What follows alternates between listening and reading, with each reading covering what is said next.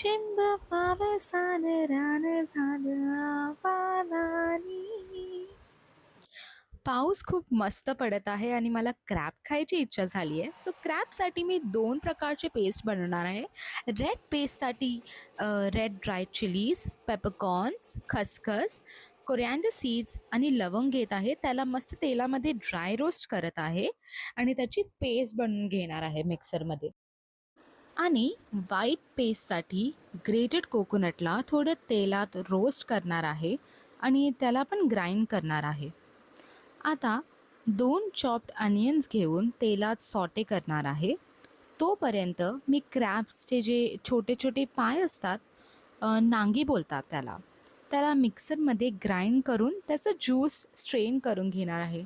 ही step खूप important आहे आणि खूप टेस्टी करी बनते याने. आता अनियन्समध्ये क्रॅब्स आणि सॉल्ट टाकून 5 मिनिट्स सॉटे करून घेऊ. ते झालं की रेड पेस्ट टाकून 5 मिनिट्स ड्राय रोस्ट करून घेऊ. त्यानंतर व्हाईट पेस्ट आणि क्रॅब्सचं ते ज्यूस होतं ते आणि हवं तितकं पाणी ॲड करून 10 मिनिट्स शिजवून घेऊ. करी मस्त बॉईल झाली की 3 ते 4 कोकम टाकून त्याला गार्निश करू. खूप अशी आंबट टेस्ट येते त्याने करीला आणि याला भातासोबत सर्व करून एन्जॉय करू. Recipes in the comments.